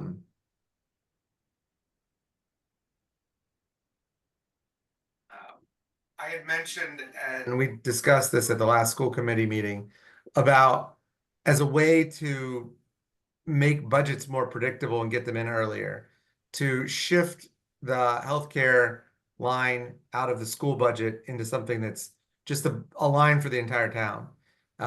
Peter Beardmore and Laura Brzezowski both brought up interesting points. Laura's point was basically, we should do what everybody else in town does, because otherwise, if we're not, it makes budgets look either unrealistically large or unrealistically small. And then Peter's point was that if we did that, it may make it imprudently easy to hire new people because you're not counting the healthcare costs when you do that. I think that objection is one that we could, obviously work around, because you know how many people you could hire. But I do think that Laura's point about doing what everybody else does, that is a legit concern, because like, if we go to town and we ask for more money and we say, look, the schools, we need more money for the school, people are going to say, well, look, you already have the largest budget. But if no one else's budget includes their healthcare costs, then their budget looks artificially small and ours looks artificially large. And so having it so that every department follows the same rule would allow us to more easily understand what the budgets actually are compared to each other. It would also mean that we could get the budget in earlier, which would allow for more predictability for people in Ezekiel's position, because you would know what you would know earlier in the process what your projected costs are. And then once you get the healthcare number, you can just plug it in across the board. I don't know how much tolerance there would be for that. What do you think the select board would say? I don't know. Because not knowing the healthcare number until, when do we know? February, I think, right? I mean, it came in a lot lower. Everyone was planning for and expecting the worst. No matter where that line is, I feel like that unknown, it still exists. Yeah. I don't think it's going to help accelerate anybody's budget. I think the point that this was Evan and I talking. Evan's point was it would give us a better idea earlier in the process what the school is looking for, and it would allow all of the other departments to key their budget into that number without waiting for, essentially the 600-pound gorilla in the budgeting process to come in at the last minute. I also think Peter pointed out that there was some issue with the timing that we have under the rules. We have to get it in by a certain time, but we never make it because the healthcare budget is always, late February. I forget what he said, but there was like a timing matter that meant that we had to get it to FinCon by a certain time so they could get it Oh, to. they're asked for the schedule, yeah. Yeah. That's what it was. So it would just allow us to have a little bit more predictability in terms of cost, knowing that what the school's budget is will set what everybody else does for their budget earlier in the process. But I think the Um, healthcare part of it is such a big piece anyway, and having that as an unknown, it kind Yeah. of, I don't know. In my mind, my gut feeling is it kind of negates any. You're just moving it around. You're just moving the unknown. It's Yeah. still there. Yeah. Is it always like that late, or is last year just a fluke? My understanding from Peter was that it was always late, that they're always going to do it that way. And as a result, it delays our budget, and then our budget delays everybody else's budget. And then the numbers get to FinCon and select board and town meeting. They're all everybody's like cramming for an exam at the last minute when you don't actually have to if you did it where the healthcare was separate. It would mean that the healthcare portion would be the part that we would cram in at the last minute, but everything else would be set earlier. And I don't know if it would add money, but it would make the process a little more predictable instead of literally every town department cramming at the last minute. So I don't know if it makes a difference. Yeah, I think don't Peter and know. Laura's point are good points. I remember last year it came up a lot when they were trying to increase hours and it flipped somebody to a benefit position just by adding a few hours. Yeah. And then it's like, oh, that adds, like, the healthcare was 50% or more of the salary, Yeah. It was a lot. That was Peter's point. Yeah. Hiring, one of the things that Dr. Gilson noticed was that the way in which we utilize BCBA's helps Yeah. with out of district placements. We've already talked about that at the school committee, and we have a commitment to keeping the number of BCBA's we have. And I don't think that there is a need for more than what we have. Is that correct, Dr. Burnham? Not at this time.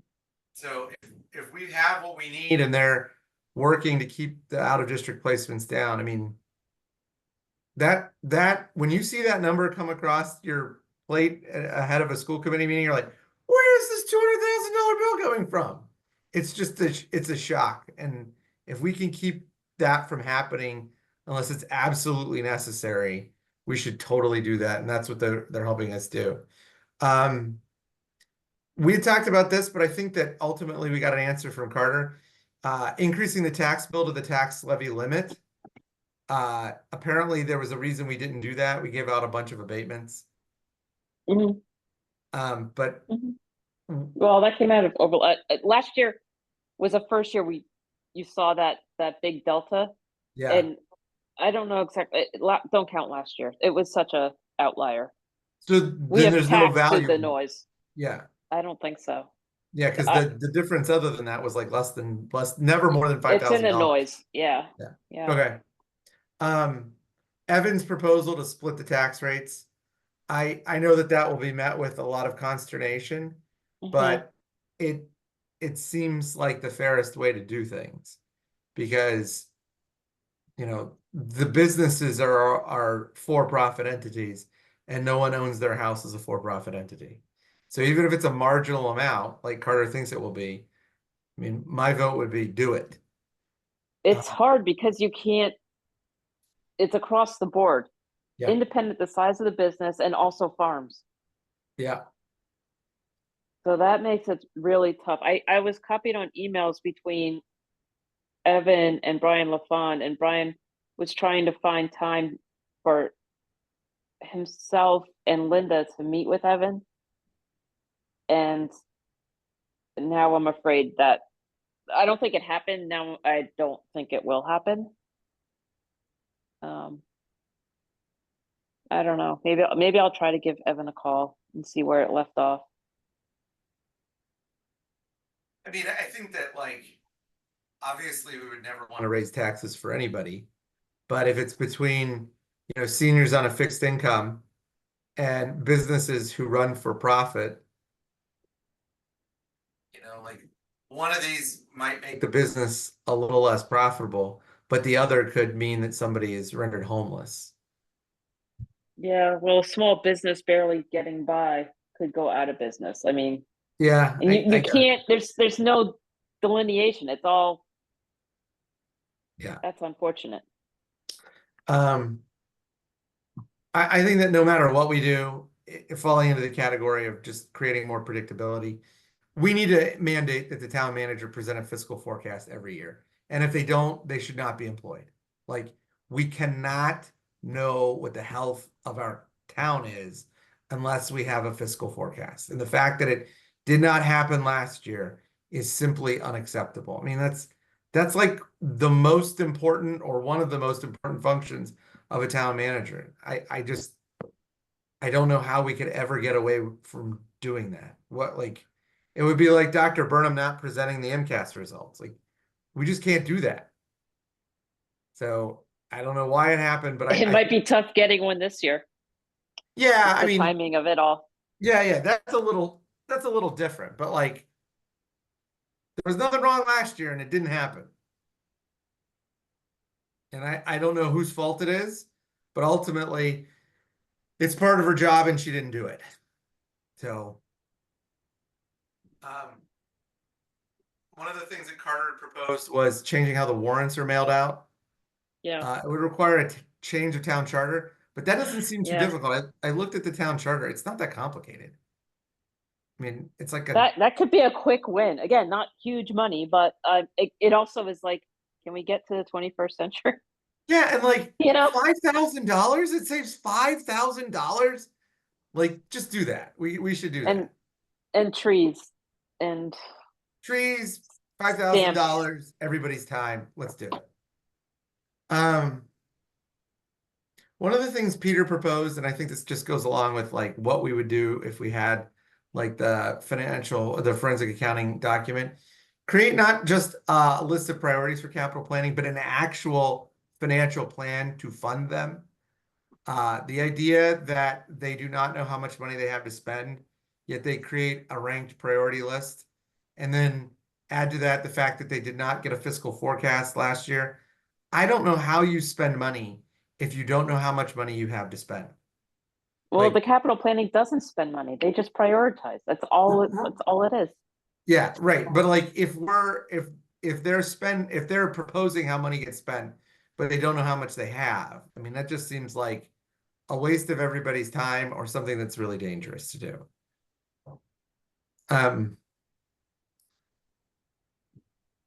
Carter had mentioned a way in which we budget for projects, large projects, capital projects, that includes like an increase in costs because we take too long.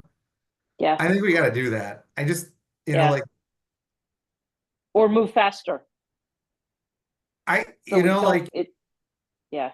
until we have a consensus in the town about how we want the town to look in 10 or 20 years, we're gonna have to just build in like a 15 or 20% cushion. Because like, the first thing I did on school committee was write a letter up to the select board about air conditioning for LPS. My son was in first grade. He never got the air conditioning, even though it was part of the building plan and the funds were approved. We just take too long to put things out for bid because no one knows what to do. It's like, a horse or a camel is a horse designed by committee. That's what we got here. Well, it could be a staffing issue too. I totally agree. I think that's part of the problem. And then the last two things were the high deductible healthcare plan and the CPA funds. That's it. I don't know if any of those are going to change the one that I think has the best chance of changing the outlook for the town is the investment stuff. Our investments Me are too. a mess. Yeah, But that leads me for a to, long time.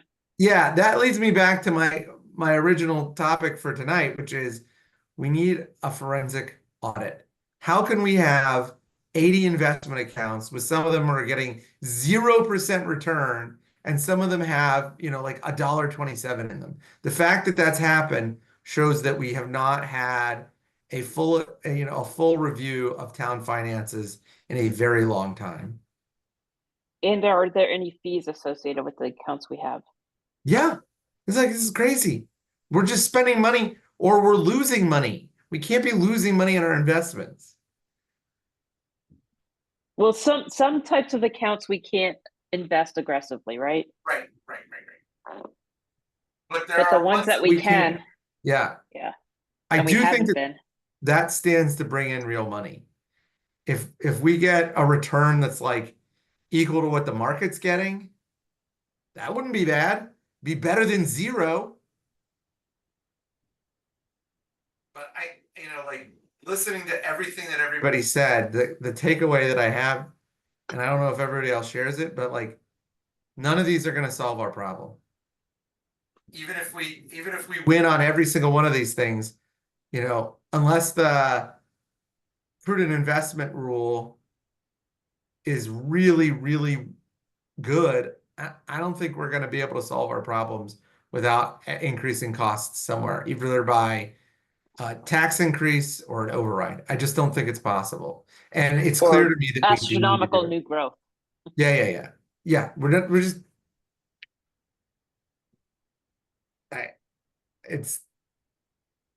that's the takeaway message I have, which leads me to the last point on the agenda, which is drafting points for Ezekiel and I's 3-minute presentation at special town meeting. Mhm. I think that what we got to tell people is we've done a pretty thorough review. We've listened to everybody. We've reviewed data from comparable towns. We've looked at it from a bunch of different angles. And the reality is, if we want a town to continue to function, to provide education, to keep people safe, to be able to take people to the hospital, to keep our roads nice, we're going to have to raise some money somewhere else, because all of the improvements that we've looked at, all of the expense increases and cost reductions we looked at are unlikely to get us where we need to be. And so we need to consider the fact that we're going to have to do an override, or we're going to have to, do a change the way we tax people. Neither of which are pleasant, but both of which seem unavoidable at a certain point. Unless there's such a big revenue source that I haven't found yet. Yeah, it's either if you want to maintain services and complete the big projects that are on the horizon, it's going to take a lot of money. I do think that something that was said to us, Mary Foyle said it to us at one of I think she said it when we were talking to the unions, is that our town labors under the impression that the 2.5% is a cap, but most towns in Massachusetts view it as a floor. And if we want to change, if we want to keep our town moving forward, we've got to view it that way, not as a cap, but as the floor, and that we supplement it with overrides. And she had pointed out, and I did some research, I think it's Weston. It's one of the communities, one of the very wealthy communities. They do an override every year for almost every single department. Like they'll have 6 or 7 overrides, and it's not uncommon. I don't think we can do that because we just don't have the population. You don't think, really? Right. I don't think. We're not Weston. We're Yeah, not Weston. We're not Belmont. We're not Lexington. Yeah. No. Yeah, but I do think that changing the way the town looks at it in terms of a ceiling versus a floor, it's just the reality of the thing. If you want to be competitive, if you want to have a nice town that isn't, dilapidated or taken over by, business, if you want to be a community where people live and, have nice things, you've got to change the way you view the funding mechanism. And if the funding mechanism pins it at 2.5% and inflation is 4%, you lose. But you can't expect an override every year. That's not sustainable either. No, I don't think so. I think, again, at the state level, they need to look at other options that California and Carter mentioned another state that has the Prop 13. Is it Michigan? I mean, that's not, it might have been Michigan. I mean, it's not, there is no perfect solution, because if there were, everyone would be doing it by now.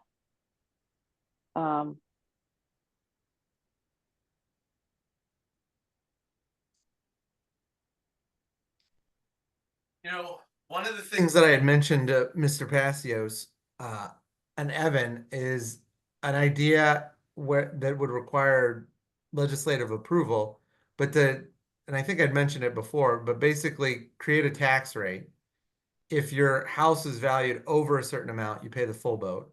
If it's under that amount but below the, a second amount, you'd pay a certain percentage, and then if it's below that second number, you wouldn't pay anything at all. So that the property taxes would be based on your income as opposed to not necessarily being based on your property value. And that way you could keep fixed income people in more expensive properties in a way that, really is what Prop 13 does, but is not as complex as passing an entirely new form of taxation, which, that requires state government. I think that the other thing that I've learned in this process is if we want to fix it, we got to do it ourselves, because we can't count on the state government doing anything to help us.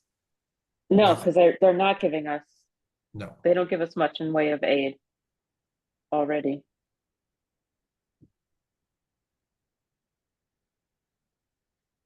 So I joked last time about characterizing it as a crisis. And then people were like, no, don't do that. So then I tongue in cheek said, we're entering a post-apocalyptic Mad Max future. Obviously, that was a joke, but how should we present it at special town meeting?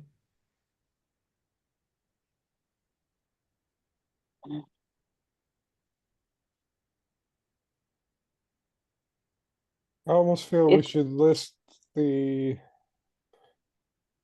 issues we're having. Start maybe with the buildings themselves. Lack of maintenance throughout the years. They're at the point where they need to be rehabbed, or there has to be another plan. I don't know. Or we're gonna end up with another primary school that gets knocked down.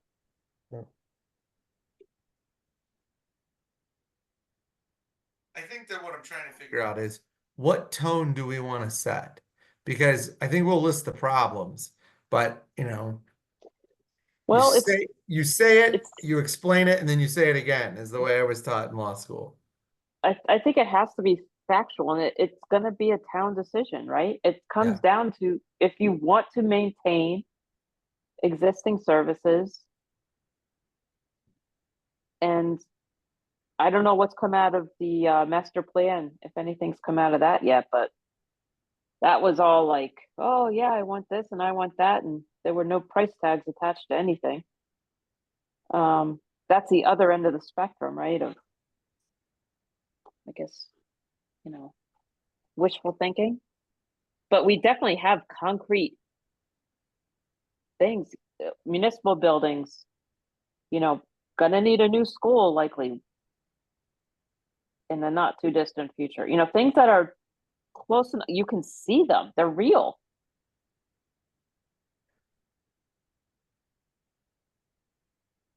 I mean, one of the things that I think is like emblematic of the town's issues is that we have not one, but two buildings within, a good right fielder's throw of each other that are basically not being used, but are part of town property.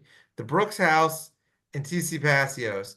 It's like, can't we consolidate anything in those two buildings? Can't we move, like rehab the Brooks House because it's the smaller of the two and put some town offices and school offices in there. I mean, it just makes no sense that we have two dilapidated buildings.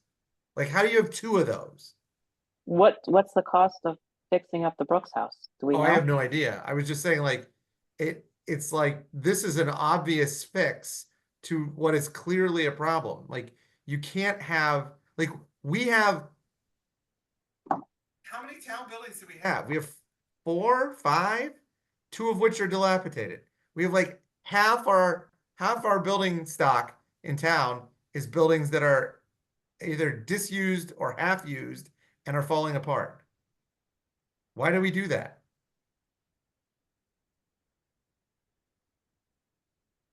I don't know what the historical answer is. Maybe I I should don't know. ask Peter the Townie, because Peter knows all these answers. When we ask him, he Yeah, has them. I don't know if it's just years and years of neglect over time, or it's, I don't know. I think Brooks House is in rough shape.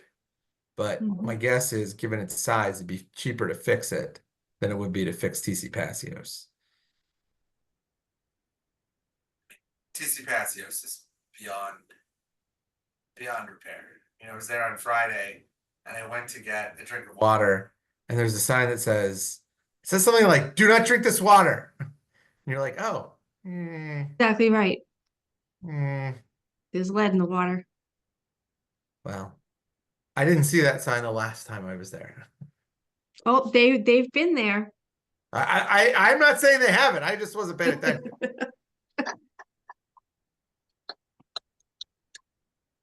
So I think that if we have a factual list, we'll like reduce these to bullet points so that next time I can run them by you guys, and I'll send it to Ezekiel beforehand.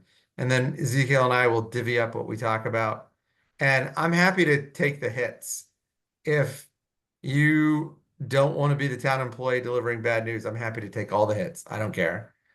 Because, you know, I'm a volunteer. If people get mad at me, I'm like, I quit. So, You you can't know, quit. well, I mean, technically I can. We can't but- have anyone else.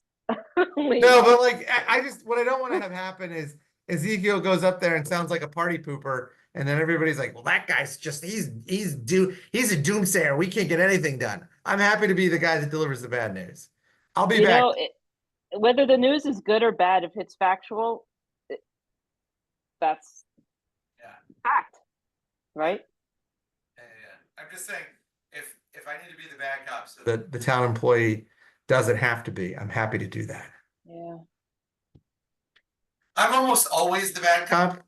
Despite what Dr. Burnham may tell you, I am almost always the bad cop in my life.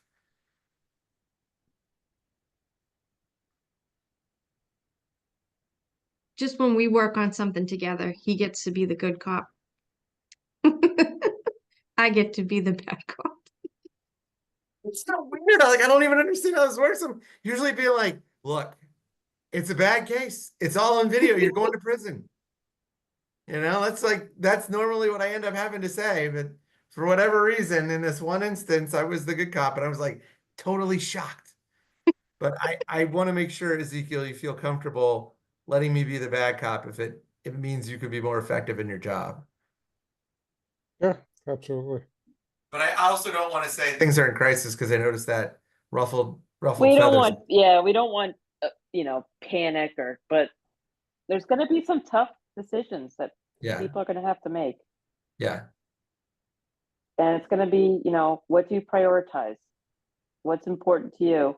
And people are going to have to, vote. That's what it's going to come down to.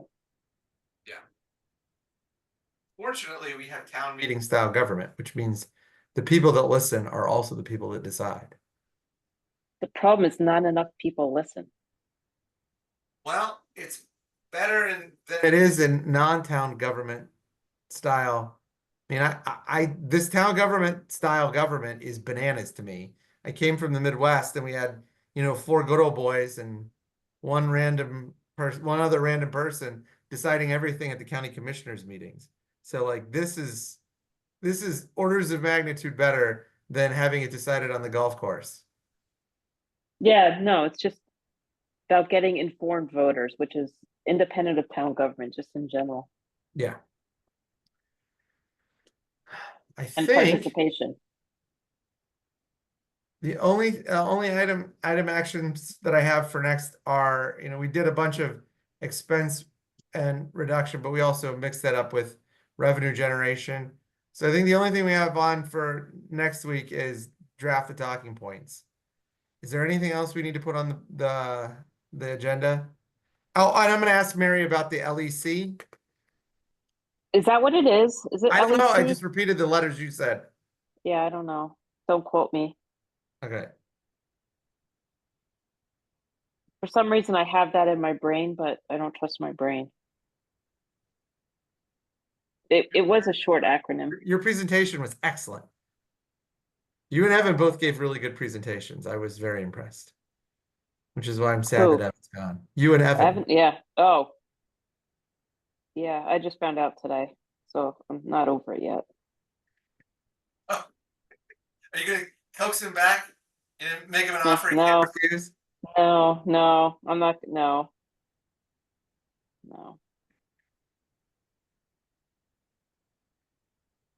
Um. So we meet next week, I don't think so. I think this is the the last 21st? we have 3 in a row. Yeah. Okay. Next So- week is holiday. Oh, that's right. Oh, I have to work. So the 21st. Okay. Yeah. All right. Good. So how many do we have? The 21st, and then the 4th, and then town meeting. Yep, so we have 2 left. Okay. Yeah, we should see if we can get Jean. Okay. Do you want me to reach out to her? Yeah, or Yeah, I will. Okay. yeah, Yeah, he said. she's on the finance committee, so that's really high on Yeah. that one, so. Okay, so we'll have a working draft of the special town meeting presentation. I'll get the information from Mary. I just texted Mary. I'll get the information from her on the health insurance thing. And then Ezekiel, if you want to bring in a new rep from finance, I think those are the 3 things we can put on the agenda. Does that work for everybody? Yeah. Sounds good. I don't think we have any old business. Is there any public comment? Anna, would you like to comment?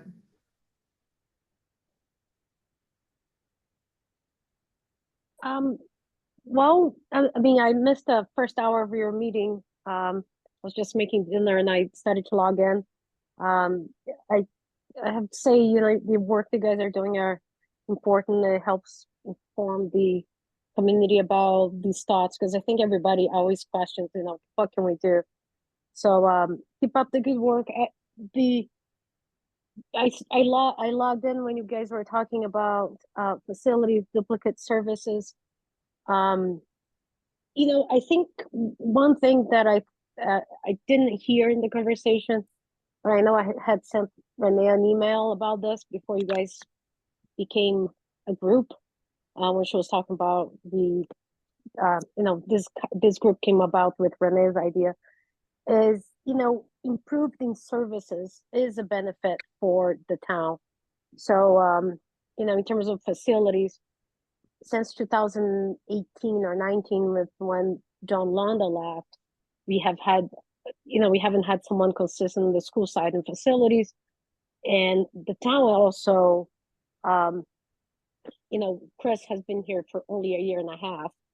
So that's like 6 years, only a year and a half. We have had someone somewhat more consistent. And what has lost on both sides from not having consistent personnel and having 2 very small groups doing the same thing but separate is that when someone leaves, we lose esteem or sight of what they were working on. I remember Mr. Heavy came, when he first came, he realized there were 2 or 3 units on the roof of the middle high school that weren't working, and we didn't know. I know when Chris came, there were a lot of projects that, he was asked to do, and he's like, this doesn't make sense to do. So every time we lose someone, that, we come to this problem, and that there's a cost to that, because these problems just linger, they become bigger, So although you don't look to be saving money as if you're just executing, we are losing money by not taking care of the problems in a timely manner.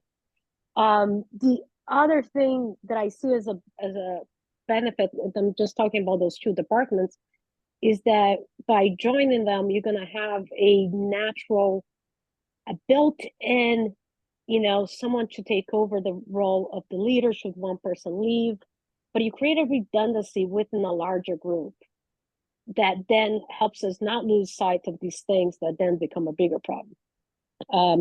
I'll tell you, Westford, I know Renee looked into it.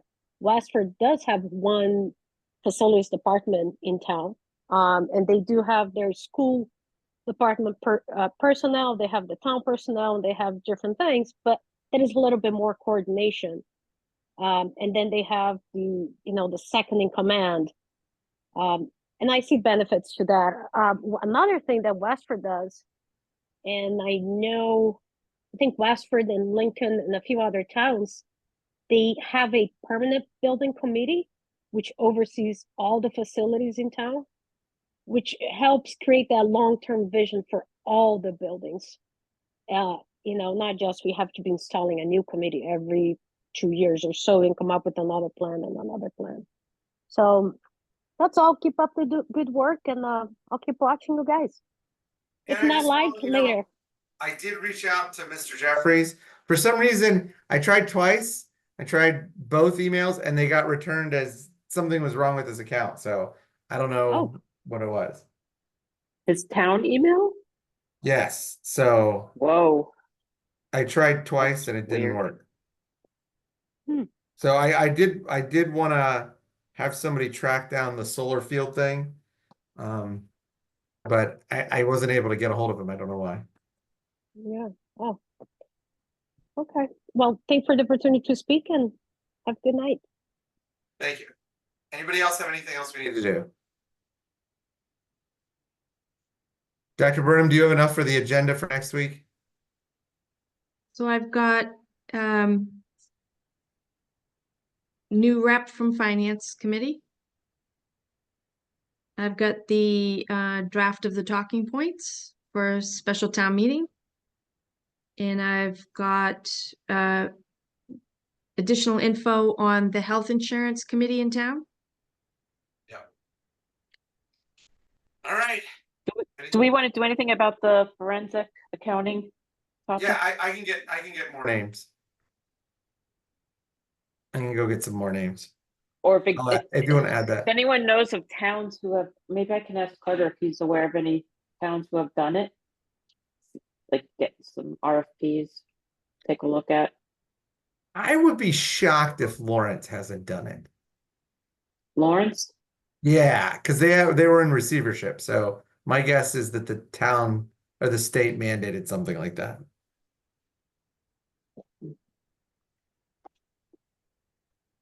So I would rather choose to do it than be forced to do it. Do you know how long ago that was, Tony? I don't know, but I'm not 100% sure. I just know that if you go into receivership, they're going to do something the equivalent of that. I don't know if it's exactly the same thing, but I can find out. I'll do more research on that. And I'll bring that information next time as well. All right, thanks. All right. If we don't have any more questions, there's no more public comments. We're going to end the meeting. All right. Sounds good. Thanks, everybody. Thank you. Bye. Thanks all. Good night.